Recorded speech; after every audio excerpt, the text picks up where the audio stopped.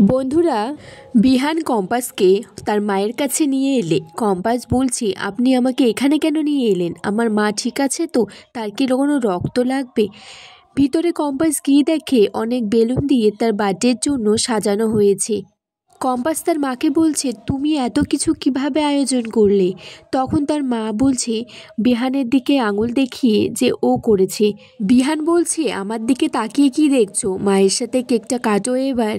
জন্মদিনে বুঝি মায়ের কাছে আসতে না? কম্পাস বলছে, আসতাম তো, কাল সকালে আসতাম। কম্পাস কেক কেটে তার মাকে খাইয়ে দেয়, বিহানকেও খাইয়ে দেয়, আর বলছে অনেক দিন বাদে সেই ছোটোবেলার মতো আবার মায়ের সাথে কেক কাটলাম। শুধু একবার নয়, দুবার কেক কেটে আমার বার্থডেটা আজকে পালন করলাম। বিহান বলছে, আমার মা নরম মনের মানুষ, তাই তোমাকে ক্ষমা করেছে, কিন্তু আমি ক্ষমা করতে পারবো না। এদিকে কম্পাস অখিলেশকে বলছে, আপনি কিন্তু আমাকে কথা দিয়েছিলেন, মোনালিসাকে বাঁচিয়ে দিলে আপনি আমার বাবার সাথে দেখা করিয়ে দেবেন আমাকে।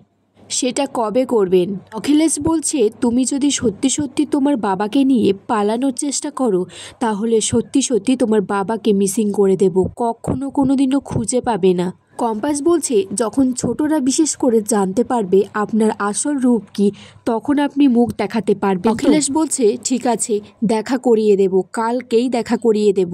অখিলেশ কম্পাসকে একটা অ্যাড্রেস দেয় আর বলে সেখানে পৌঁছে যেতে। এদিকে অভিজ্ঞানবাবু মোনালিসাকে বলছে, আগামী কয়েকটা দিন আমি না বলা পর্যন্ত কম্পাসকে কোনো রকমভাবে ডিস্টার্ব করবে না। কম্পাস কলেজে যাচ্ছে, বিহান তখন পাশে গাড়িতে বলছে, আমিও তো কলেজের দিকেই যাচ্ছি, ওঠো। কম্পাস বলছে, আজকে তো কিছুতেই উঠতে পারবো না।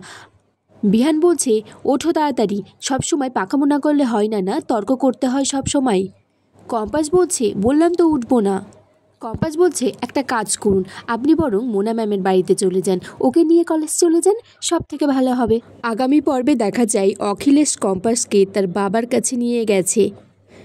তারপর কম্পাস তার গাড়ির পিছনে বাবা বাবা বলে চিৎকার করতে করতে দৌড়াচ্ছে। আর এখানেই আজকের পর্ব শেষ হয়ে যায় বন্ধুরা।